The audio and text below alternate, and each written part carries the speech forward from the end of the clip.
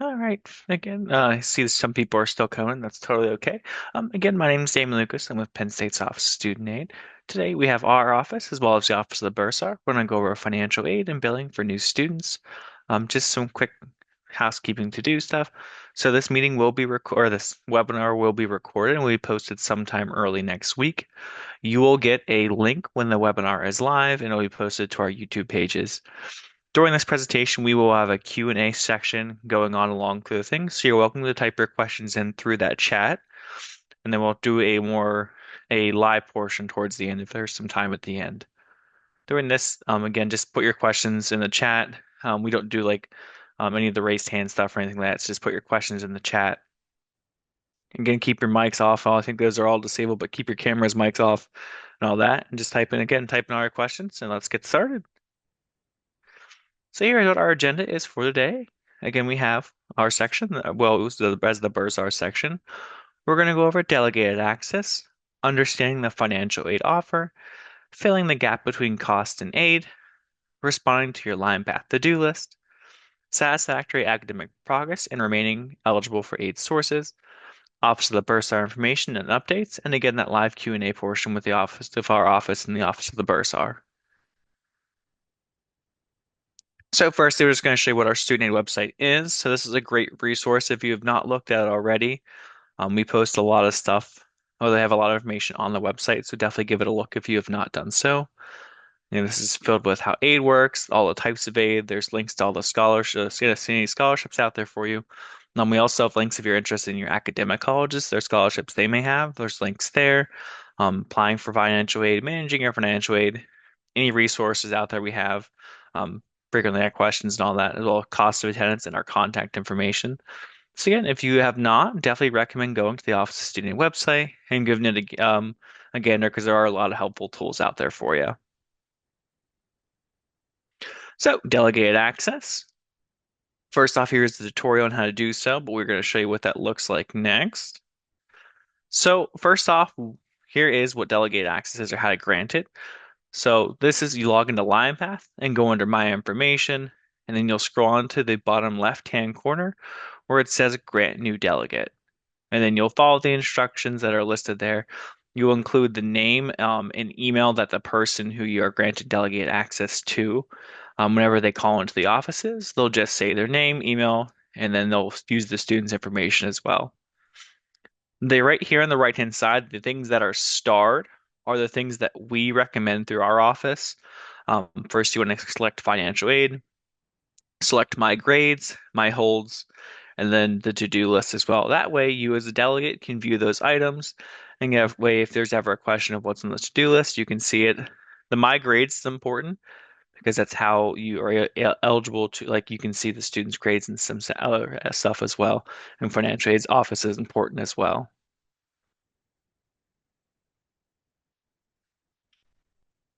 So, next steps for how to grant that. So, after the student grants delegate access, the delegate will then receive an email with the instructions. They'll log in with the ID and go with a temporary password and a PIN with 4 numbers. Delegates must provide their PIN when reaching out for assistance on behalf of the student. If the delegate forgets their PIN or password, a new one can be generated at their discretion. Then here on the right-hand side of those tutorials, again, this is very critical because if you do call into one of our offices, you do have to have the delegated access for the Enrollment Service Center folks. So definitely important to have this granted. You still have time to do so, as a lot of you folks may have not done this already.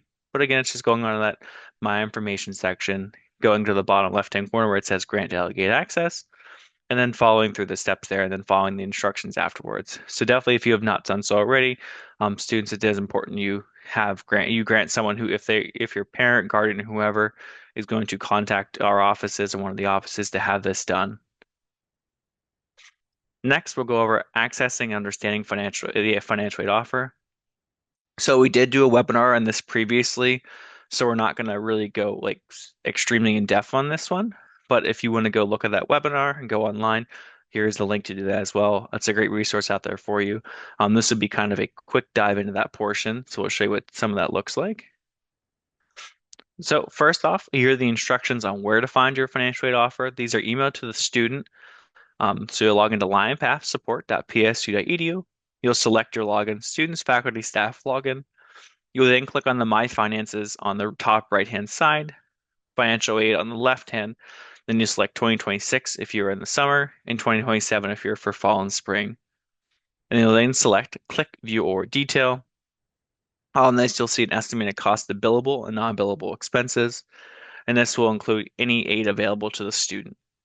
Again, we have been sending these out, so if you have not received your financial aid offer, I would definitely recommend contacting the offices for the new students that are on there. Again, this will be on your Lion Path account where you can view that information. And again, it's at that staff login or student staff login. My Finances is in the top right corner, and then select financial aid on the left. Then if you're in summer, you'll do 2026, and if you're in fall and spring, you'll click 2027.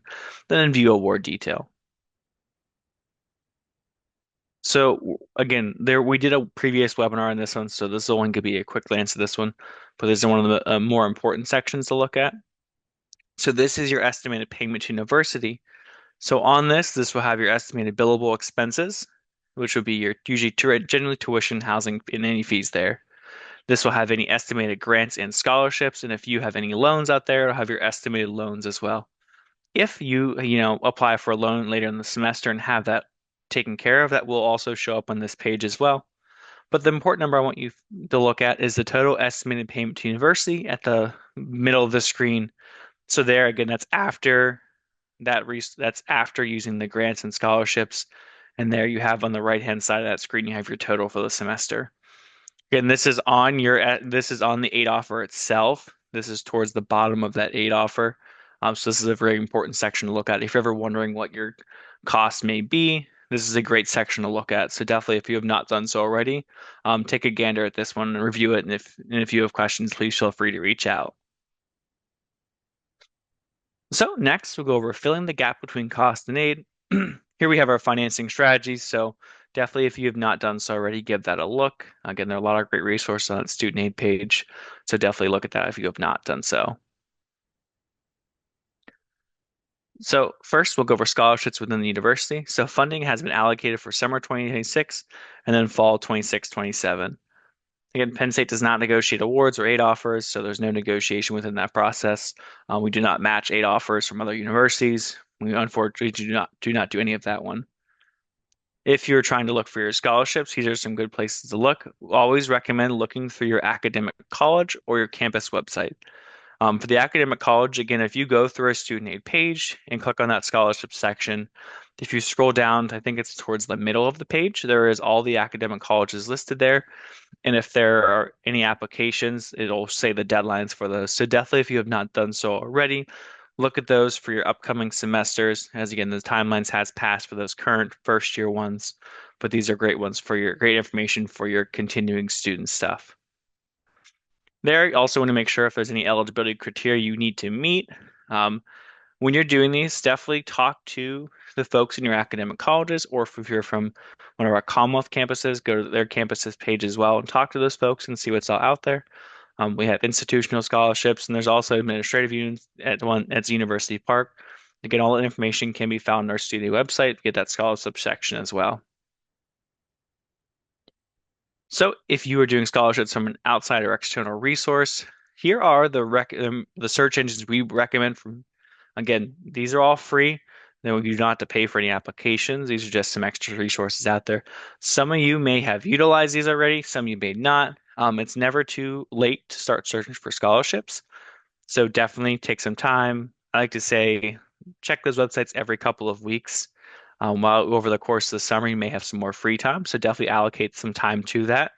And again, you can be doing this all year round. Just because you have your aid covered or if you used a loan, you can, use some scholarships to help with that loan to help mitigate all those costs there. So definitely take the time to look through the outside scholarships as there's a scholarship for almost everything out there. So definitely take the time to do that. Again, these are the 4 websites we recommend. Don't ever pay for a scholarship engineering application. Usually those are a scam. We do post stuff on our Instagram and X, so give that a look. After we verify those are authentic, we'll post stuff to there. Here are some of your local resources.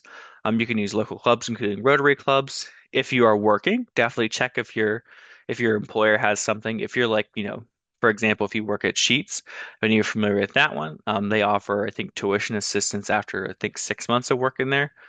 So a lot of bigger employers usually will have something to apply for. So definitely, if you are working for a bigger employer, even a smaller employer might have something for you. So definitely take the time to ask your employer.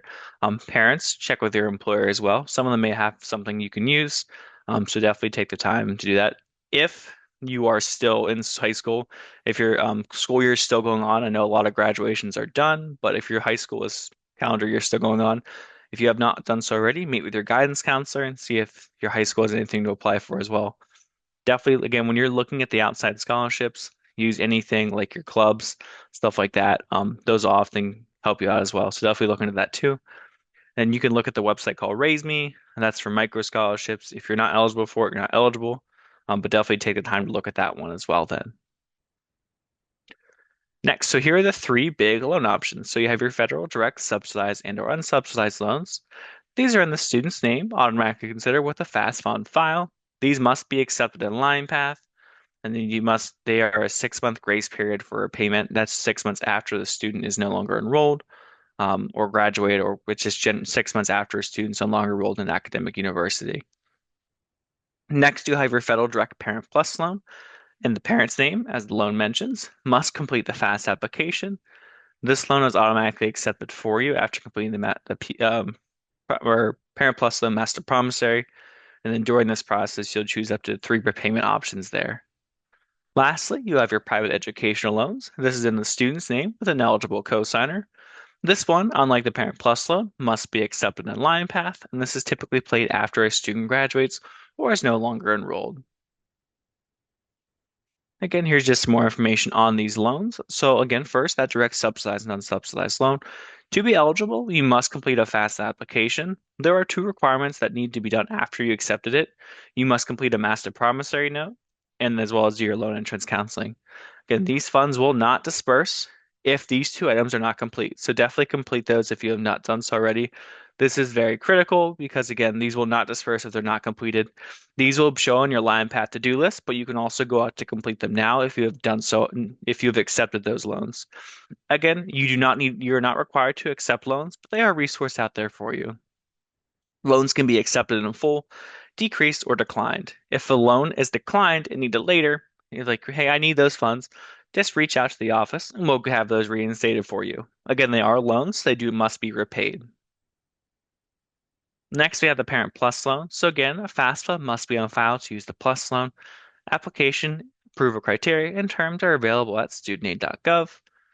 Parent Plus loan master promissory must be completed again for these funds to disperse. So this means you won't have to do the entrance counseling, just the master promissory note. Applications for summer sessions are available now, and then for the fall 2026, these will open in mid-July. For this, you must be the biological parent or step parent who is listed on the FAFSA to qualify, and again, they are loans, so they must be repaid. So some of you folks may have seen the One Big Beautiful Bill or OBB Act for Parent Plus loan changes. So for the fall, those plus loans will be changed. The annual and aggregate limits will only be $20,000 per dependent and up to $65,000 per student. We are constantly getting new information on this. So if you do have questions, you're welcome to go to our websites. As again, we are posting constant information, but here are some helpful resources for you if you want to look into this yourself on the right-hand side. Again, this is a new bill and things could change. So we are posting stuff as soon as we are informed in those things and are constantly getting more information. But again, if you want to go look up some of those stuff yourself, definitely go to the right-hand side here and click on the resources. Again, the major change is that the limit will only be $20,000 per year, and your lifetime aggregate per student will be $65,000. Next, you have a private educational loan. This can be a loan from a bank or credit union of your choice. If your credit union or those do not offer those, you would have to go to a private loan lender. We cannot recommend a lender, so you have to go out and just look through yourself.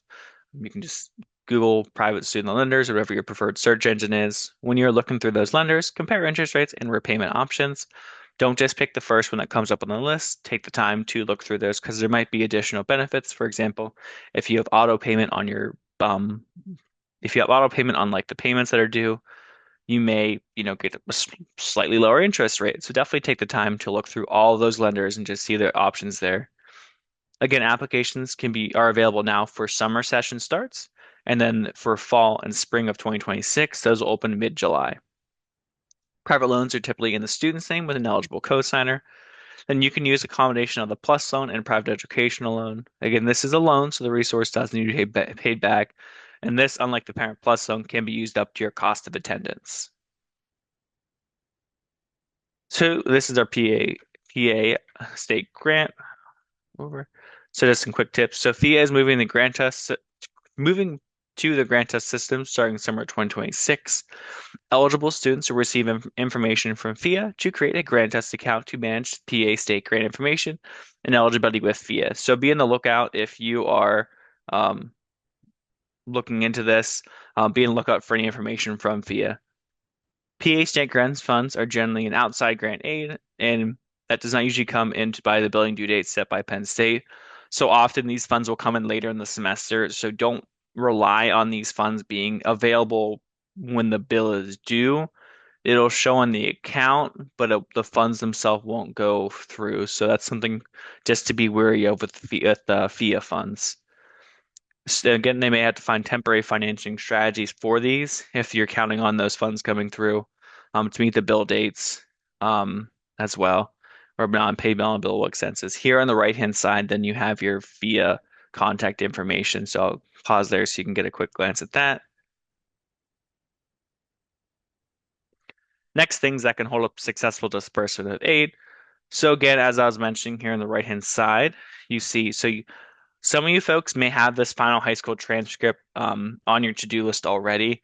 So definitely look into that and how you can get your high school to send your stuff sooner rather than later. Again, if you have accepted your federal direct loans, you must complete the entrance counseling and sign your master promissory note as well. Again, this can be seen in line path with the delegated access as well. So if you've done that, you can see that too. Items need to be completed are added here. So anytime you see an item on your to-do list, just complete it. So if it's showing as initiated, action is needed. Submit information if you have done so, and the information was incorrect, we'll send you a communication with that one. If it's received, it means we have the information, and if an item is completed, it just pops off the to-do list. So sometimes students ask, "Where's that item at?" You completed it, so it's no longer on your account. And this can be found under the My Information tab on LinePath and those to-do lists as well. So again, definitely if you have not done so already, give our to-do list a look because there might be an item there you have to do, or it might be on there already. So definitely give that a look if you have not done so. So verification, this is another one of the things some folks may have had. So the federal government can ask students and families to verify information submitted on the FAFSA. If you have been selected, items will be listed on that to-do list. Not all students are selected. This is a random process through that, so the Office of Student Aid may also require additional information to assist with that process. Again, be advised, these items do need to be completed before federal aid can disperse then. So again, this will also show on your to-do list. So that's why you might have a verification item there already. So definitely, again, look at this to-do list. And again, these items do need to be completed, otherwise your federal aid will not disperse. So how do you maintain aid eligibility? There should be I did a quick session on this. There should be one on our YouTube page that goes a little more closely into what SAP is. This would just be a quick glance on what all SAP is. Students must meet specific requirements to remain eligible for federal resources, including the PLUS loan, some private education loans, and some institutional scholarships. So first and foremost, give the GPA requirements. So undergraduate students must maintain a cumulative GPA of 2.0 or higher. Some degree programs and graduate students must maintain a 3.0 or higher. So some programs may require the 3.0 versus the 2.0. So that's one thing you have to clarify within your program. Next, you have the completion rate, which is 67% or higher. Late dropping courses, F grades, or withdrawing from classes will have a negative impact in your completion course or completion rate. Before you drop a class, please reach out to the student aid office, your campus's student aid office, to ensure that your aid will not be impacted. So do not reach out to us after you have dropped a course because it's already too late. Do that before. That way we can make sure there's no implications to that for your SAP eligibility.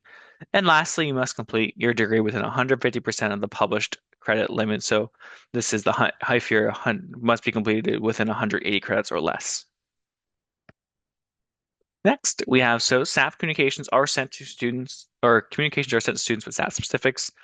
This is one of the things if, like, first and foremost, we cannot share information with students or without the student's permission. So this is one of those things when you're selecting that delegated access, the My Grade section, this is where you'll check mark. That way, if a parent or whoever you granted delegated access, that way we have permission to talk to you if you have questions. So students, again, select My Grades. That way, if anyone calls in and asks if this any questions about SAP, we can review that with them. So this is just for PA residents. Dropping, withdrawing, failing, or repeating courses can impact a student's eligibility for the PA state grant.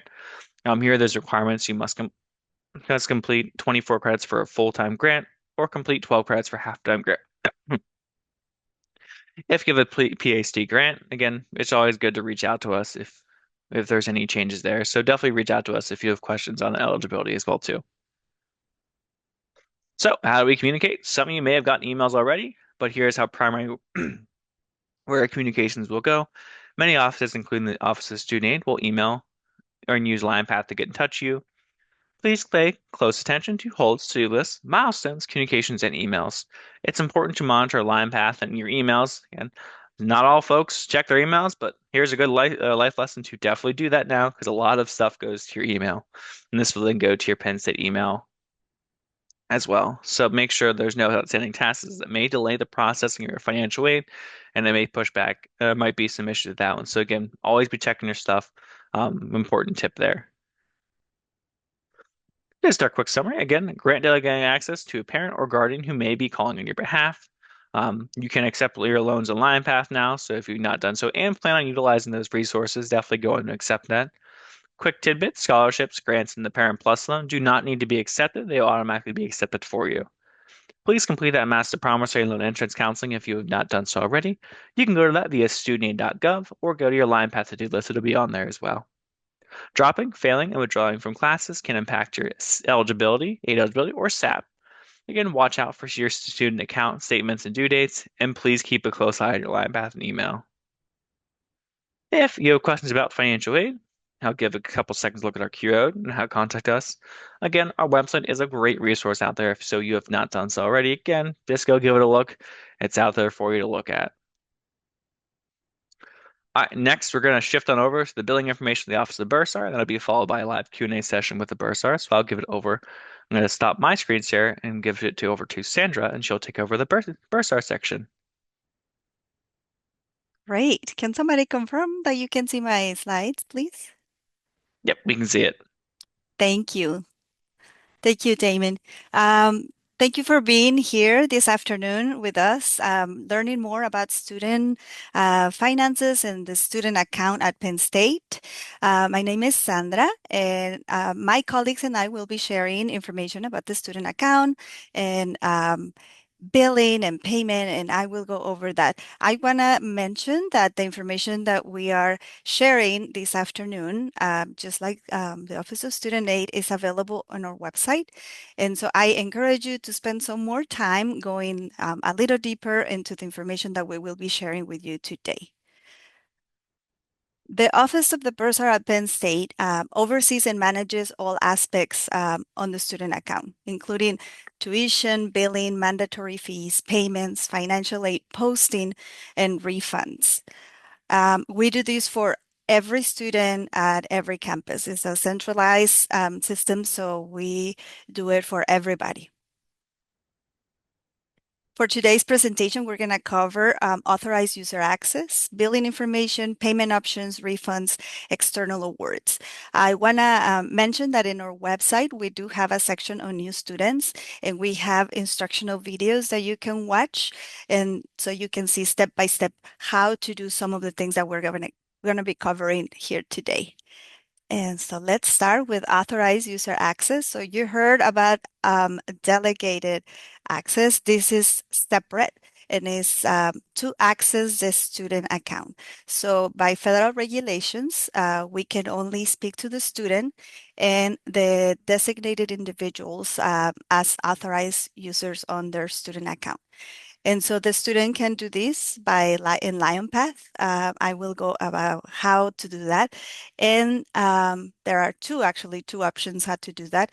And then once authorized users can view the student account activity and the balance, can make payments, can enroll in a payment plan, and very important, we will be able to speak with the authorized users. Otherwise, if person is not an authorized user, we are limited because we have to comply with federal law. The two options to add an authorized user to a student account is the student can do it in LionPath. The authorized user then will receive an email with instructions to complete the registration and create a password. Or the authorized user can request that access. And then by visiting the login page, and I will show you how to do that, and then the student receives an email. And then the student then gets to approve that access. So easy. If the student hasn't done it, you can actually proactively request that access. So let's go over really quickly some screenshots on how the student can do that. I see some laughs. We'll- let's just leave it at that. But yes, we'll go over how you can request it. First, the student adds you or adds a family member. So this access really is only for parents, guardians, family members that are going to be helping the student manage their student account, their payments. It is not for employers. It is not for sponsors. So it's only mainly for families. But the student goes here to their Lion Path and then just go up to my finances and then manage my account, make a payment, or directly to the quick link, manage my account, make a payment. And then that they will be in their billing and payment portal. Under the quick links, you can see there that if they go to add an authorized user or manage their authorized users and then add one, all they have to do is really provide the first name, last name, the relationship to the student, and then create a password. And then they will get the student will get the authorized user will get the email. Now going to the other way that authorized user can be added is you go to psu.myflywire.com/login and then set create an account as an authorized user, and then you complete the information. And then after you've done that, you would be prompted just to provide the student's ID, your relationship to the student, the day of birth, and then the student receives an email at their Penn State email address asking them to approve or deny that access. And then once approved, the authorized user receives an email confirming that they have the access and they can log in to view the student account.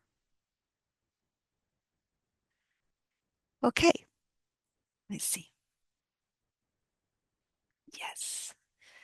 After that, you can just simply go back to public.lionpath.psu.edu and log in by selecting the authorized user tile there, or go to My Flywire and to the login page. Again, we have tutorials on how to do this step by step. So I invite you to go back and look for those videos. And now I'm going to hand it over to my colleague, Brad. Good evening, everyone. So I'm going to go over the billing information with you. So students and any authorized users on the student account will receive an email when the tuition balance is ready to view or pay. Um, for the summer semester, that happens in early May. For fall semester, it's in early August. And for spring semester, it's in early January. Now, for summer semester, you won't receive a notification that you have a balance until the month after you have enrolled in classes. So if you have not yet enrolled, you would not have received that notification yet. And if you just enrolled this month, you wouldn't have received it yet. So our system offers access to real-time student account updates. So as soon as charges go on, they will be updated in the system and you'll be able to see those. And at any time you can go in and you can self-generate and print a student account statement. So you can go to the next slide. So due dates are typically the 22nd of every month. So for summer semester, the first initial due date was on May 22nd. Our next due date is going to be June 22nd, and then July 22nd will be the next due date. Like I said, typically it's the 22nd of every month is the due date. The one typical exception for that is the fall semester, because of when the add drop period is for classes. That due date is not until August 31st. And then you'll see in the spring semester, we're back to January 22nd due date. And typically, the charges are, if a charge is added after the beginning of a month, it would not be due till then the next month. And I can show you where you can see that here in a second. Go ahead to the next slide. So what all is billed to the student account? If you scan that QR code on the right, you can see the cost estimator tool. That's a good place to see all the costs that may come up. What is on your student account is tuition, which you can go out to tuition.psu.edu. That will show you all the tuition rates for the upcoming semesters. Mandatory fees are also added on there. If you are on campus, your housing and food charges will also be on your student account. And then there's other miscellaneous fees such as add drop fees, course class fees, you know, just some general fees like that. Go ahead and go to the next slide. So our billing and payment portal, it opens up when you first open it, it'll open on the account summary tab. And then from there, students and the authorized users can view student account activity, make payments, enroll in a payment plan, e-refund, print a term statement, generate a customized activity report, or manage the student account in general. Go to the next slide. So here is what the billing and payment portal looks like. When you first log in, it'll take you to this page. We have highlighted here a few important things to take a look at. So there's the tabs up top, the account summary, the account activity, the payment plans, and e-refunds. Those will take you to each of those tabs. You also up top, there's with that exclamation point there is, if you have any financial holds, those can show up there and you can see any details. The make a payment button there to the right. If you click that, it'll make a payment. And then as Sandra was talking about with authorized users, that is down below. You can manage your authorized users. There's also e-refunds you can set up there. Once you've been here and have a 1098T issued, that will also be right there as well as some helpful links. You can go ahead and go to the next tab. So this is a screenshot of what the account activity tab looks like. So you can see across the top there will be each of the semesters. So the charges and payments for each semester will be broken out into each of their own tabs. And then if you expand the charges detail, you can see the posted date, which is when that charge was posted to your student account, as well as the due date for that specific charge. So as you can see here on this sample account, there are multiple different posted dates and also multiple different due dates. So you want to utilize this. This is a good tab to utilize to know when each charge itself is due. And then you can also, down below in that box, there's a print term statement. So if you do that, you can generate a statement that you can have show for one term. You can have it show for multiple terms, or you could also have it show for a specific date range if you wanted to see charges and payments over a specific date range. You can go to the next tab or next slide. Here is what a term statement sample looks like. So you can see it has the charges broken out and a total for the charges, and then your payments and credits, total payments and credits, and then any balance that's on a payment plan would also show there to reduce that balance due, but then the total balance due is down there as well. You can go ahead and go to the next tab, and here is a sample activity report. Again, this is very similar, but this is one where you can pick the date range. So if you only want to see charges for a certain date range, you can also pull that report. You can go to the next slide. And I will pass it over to my colleague Adam, who will go over payment options. All right. Good evening, everybody. I'm going to start off with payment options that aren't considered aid sources. So the bursar's office offers multiple different payment options. This includes e-check, credit cards, paper checks, Flywire international payments, our payment plans, and then, of course, 529 plans. Next slide, please. So our three most popular payment options are e-check, which is an online ACH payment from a US-based bank account. There is no fees associated with utilizing the e-check payment option, and these payments are posted immediately to the student account upon their submission. Our second option is paying with a credit card. Penn State accepts payments by Visa, MasterCard, Discover, and American Express. If utilizing a credit or debit card, there is a 2.25% service fee that's assessed on the payment. These are also posted immediately to the student account upon their submission. And then our third most popular option is the traditional paper check or money order. These need to be made payable to Penn State, and they must include the student's ID number. And then they are mailed to our office at 103 Shields Building, 664 Curtin Road at University Park, Pennsylvania. And that address is for students at all campuses, as we handle the billing for all students. And then with these, you do want to allow 7 to 10 days for them to be received and posted to the student account, as they are relying on the United States Postal Service to get to us. And then for our students who are outside of the United States, you can move to the next slide. Penn State offers international payments through our partner Flywire. Flywire is the only international option for sending payments directly to Penn State. Penn State does not provide information for direct wires.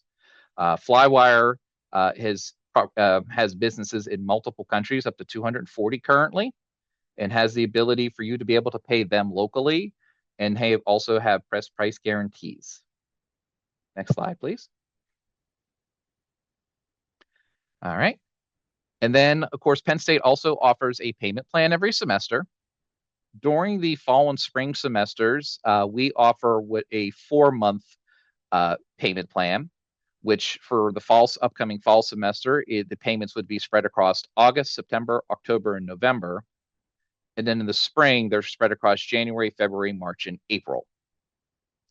During the summer, just due to the shorter months that we have, the payment plan is only over 3 months, and it covers May, June, and July.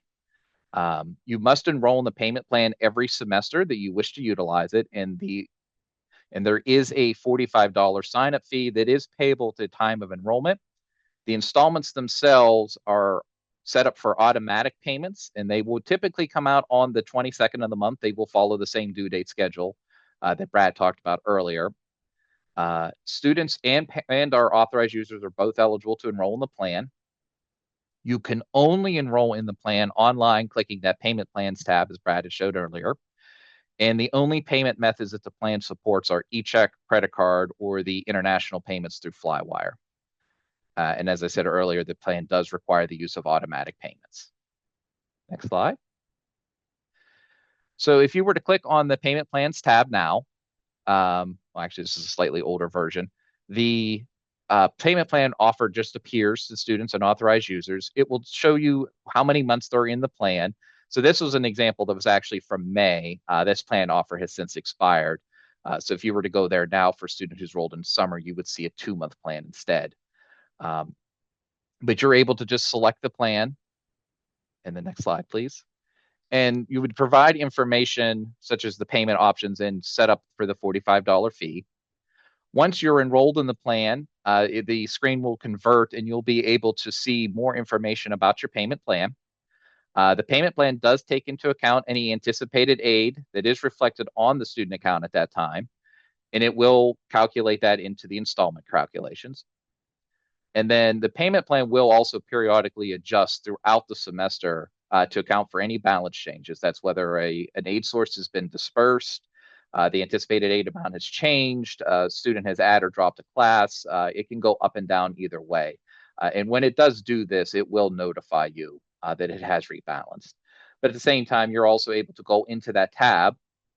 And as you can see here in this example, you can see the current status of your payment plan and where you are. The example here, we see that the first installment was automatically processed on May 22nd. So this particular example only has 2 further installments for June and July. All right, next slide, please. All right, and then the fourth tab that lives at the top is the e-refunds tab. This is for students who are expecting an overpayment from either aid or personal funds, including 529s. Penn State highly recommends the utilization of e-refund because it is the fastest and safest and most direct way for a student to receive refunds of excess payments. Students enroll in e-refund through their student account in LionPath, and it only supports the use of U.S. bank accounts. Next slide, please. And the only information they would need to provide to enroll is their name, their routing number, and the account number. And then once a student has enrolled in e-refund, that will stay put for their time at Penn State unless they wish to change it. And we also have an instructional video on our website on how to sign up. And please note that only the student can really enroll in e-refund to receive refunds. There is an option that will appear to authorized users, which I will discuss next. The next slide, please. So as you're on your authorized user access, you will also see the e-refund tab. This is only for direct Parent Plus loan borrowers who are expected to receive excess Parent Plus loan funds. If you were to enroll in e-refund as an authorized user and the student were to get a refund from any other source, it won't follow your information. It will follow the information the student has input. So next slide, please. And then finally, the last payment source is 529 plans. The key with 529 plans is you must work with your 529 provider to determine what steps you'll need to take to request the distribution to Penn State. Currently, many 529 plans now do offer a digital distribution option, which saves time, improves transparency as you're able to typically track these payments. When requesting withdrawal from your 529 plan, you should check with your plan manager to see if they offer that option. Most 529 plans are still utilizing only mailed checks. And those checks are mailed to the same information as a regular personal check payment. But with these, we recommend you allow at least up to 2 weeks for the payment to be received. We have found they tend to take a lot longer to be received by us. And then I'm going to turn it over to my colleague, Lucy, who will talk about some state 529 plans with you. Thanks, Adam. Hope everyone can hear me okay. Thumbs up if you can. All right, thank you. So I'm Lucy Logan. I am the Director of Student Financial Services here at Penn State, and I will be covering Pennsylvania's 529 plans. So there are 2 different plans. One is the Guaranteed Savings Plan, which comes in the form a payment to us as a wire transfer or a paper check. And we work directly with the PA Treasury on a roster of students. So we work directly with the PA Treasury for those guaranteed savings plans. There is another 529 plan option within the state of Pennsylvania. So the other 529 option is the investment plan. And that typically comes in the form of a paper check or an ACH payment directly to Penn State as well. One keynote here, as Adam mentioned previously, is if you are planning to use a 529 plan, go ahead and make sure you research how your 529s transmit us funds and what the requirements are for disbursement of those funds. Like I said, we do work directly with the PA Treasury for those guaranteed savings plans. And then if you're in the investment plan option, if you're aware or not, I'm not sure if you've read how that works, but it's a requested amount that you request from the investment plan directly to us. One thing to note are that check payments can take 2 to 3 weeks to arrive to us. So we encourage you to go ahead and start looking now if you're planning to pay for a 529 plan and see how you would like to transmit those funds to us to prepare as early as possible. The next, we do work with some other states outside of Pennsylvania for the 529 plans. So the first one is Florida prepaid. That one is a little bit different than the other 7 states we have listed here. So if you are in the state of Florida and have the Florida prepaid plan, you must initiate that with the Florida Treasury. So you have to go and initiate that. So log into your portal and make sure that you start that process as early as possible. The other states that we work directly with for rosters are the 7 states that you see listed here. Please be sure that you make sure that you notate through that portal that you are attending Penn State, and then you would be on our roster when we start working with that state to transfer those funds. So next slide, please.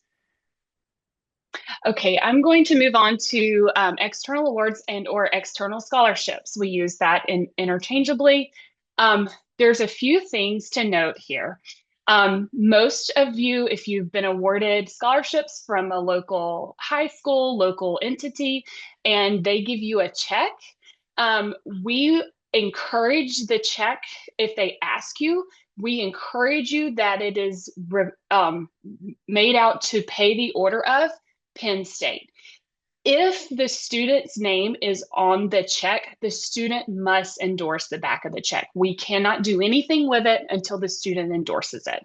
So if there's a preference, we encourage you to ask them to put Penn State University payable to Penn State on the check that will be sent to us.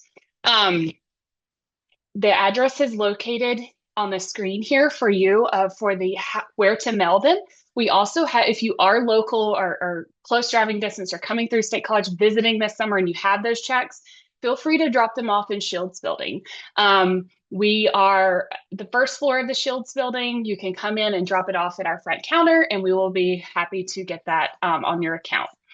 The other important piece to note is be sure to include your PSU ID on the check. If you don't have room to write it on the memo line of the check, throw a sticky note on it. Make sure your PSU ID is on the check some form or fashion so that we know what student's account to apply that scholarship to. And if you have any more questions about this or after the webinar, yes, it's being recorded, but this mailing address for our checks is also on the bursar website as well. So thank you. And I will hand it back over. I think that's it. Yes, I will hand it back over to my colleague, Sandra. Thank you, Lucy. So just some final notes on the Office of the Bursar. Remember that authorized user access is needed for staff to discuss the student account. Please remind students, if you are a student, to check your email, Penn State email. That's how we officially communicate with you. Enroll in a refund with a U.S. bank account. And initiate payment as soon as you receive your student account balance notification. And then we do have a page on new students with all the information that you will need. I know that this is a lot of information from 2 offices. We work together, but work functions are different. So I'm just going to leave this slide here for you to view while I turn it back to Damon, correct? Or Craig? For Wait. Yep. It'll be me there and you. Craig. I'll ask you guys questions. Okay. And you're gonna go over the Q&A, correct? Yep, This is where that'll we. be my part. I All see. It right. looks like we have a couple minutes left here, so we'll try and do um some things here. Let me see. Let me pull up our questions. See if there's anyone's here first. All right, so kind of both Craig and Sandra.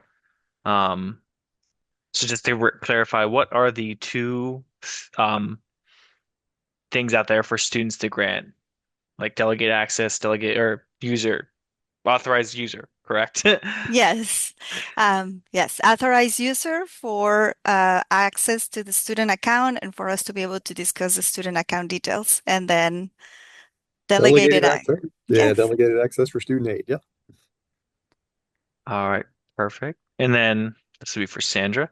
Um, when are students able to enroll in the monthly payment plan?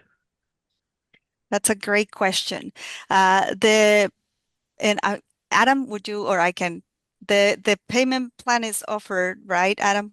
At what Yeah. time? So the payment plan enrollment opens at the start of the billing cycle for each term. So as Brad had talked about earlier, the billing notifications go out for fall in early August. The payment plan offer begins at that same point. Actually, the system is supposed to send you an email as well to offer a payment plan to you.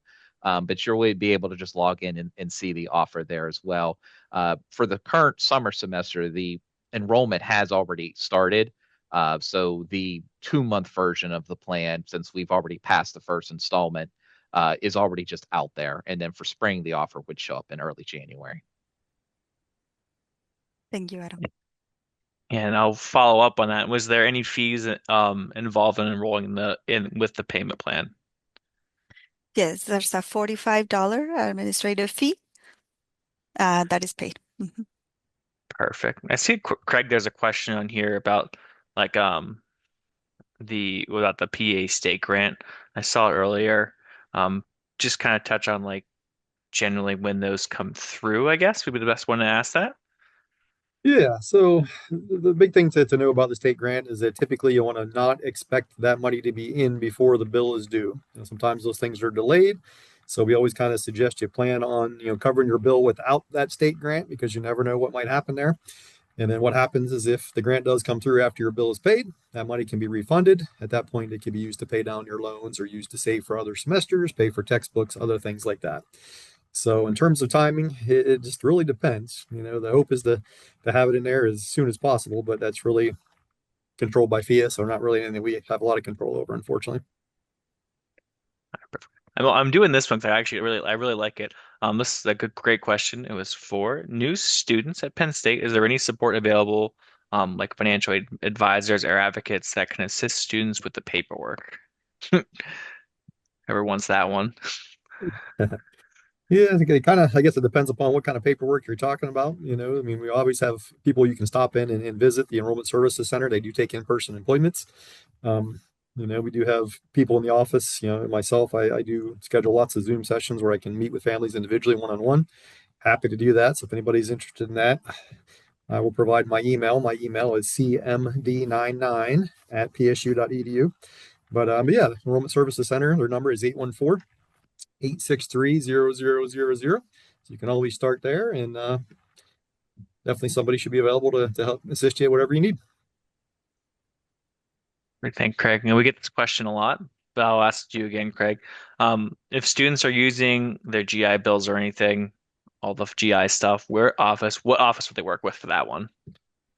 Yeah, so we have a veterans office, a Veterans Affairs office. You just want to visit their site. They take care of anything that does with military. So great office there, great staff.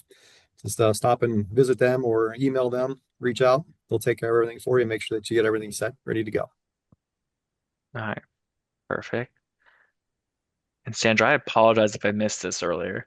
Um, but generally, when do the bills go out for summer and fall? So the balance due notifications are issued, and we had those dates. For the summer, it was May, and then for the fall, it will be in early August, and then for the spring, it will be in early January. And then if the charges came on the account after that initial date, then it will be the following month. So the next time that a balance due notification will be issued, for example, in the summer, it will be in July if there are any charges due. But we have dynamic student account information. So at any time, you can go out to the student account and see what charges are there and when are they due. Perfect. Thank you, Sandra. And I'll Mhm. ask this one on the 529 plans. How do folks use that 529? Like how are they able to pay with their 529 plan? I, I see Adam oh, coming off. so you want me to cover this? So the 529 plan, it realistically, it depends on your plan. Um, pretty much all of them, you have to request the funds directly from your 529 plan and ask them to disperse it to Penn State. Um, some plans do have an electronic option. We have there is a 529 network that Penn State is part of, where funds can be sent electronically to us. Most 529s don't participate in that, so they will want to send us a physical check in the mail. So the main thing is you'll want to provide them with the correct address, which is that 103 Shields building address. That it free regardless of what campus your student attends, that is the address. And you'll also want to make sure that you include their 9-digit Penn State ID number that appears at the top of the screen on the billing portal. Because if we don't have that ID number, we may not be able to determine who the payment belongs to. Penn State has close to 90,000 students, so there's a lot of same names that can make it very difficult for us to match them up. Yeah, and I'll just share my personal experiences with that, Adam. We used a 529 for my daughter for her first couple of years.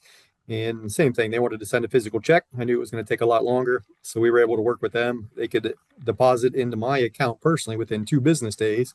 I could then write an e-check for my account, have it at Penn State within a couple of days. So within 4 days, payment to the university, everything taken care of. So check with your 529 provider. They'll let you know what's going to be the most efficient way to get that taken care of for you. Perfect. Now, before Adam goes off, what's the general rule of thumb if you're using a 529 plan? How far in advance should you contact your provider to see how the process works? So if you're being a new student, it probably wouldn't be bad to ask that question now to kind of get that answer in general.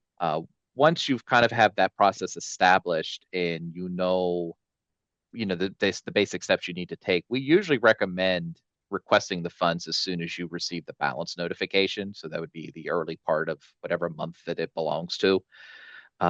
Because in our experience, it typically takes 2, maybe even 3 weeks for some of these checks to show up from these plans. I mean, we're very efficient on our side. We get them processed very quickly, but it's these plans that sometimes aren't the fastest. But some of them do offer an electronic option, and we'll get those payments in 2 days.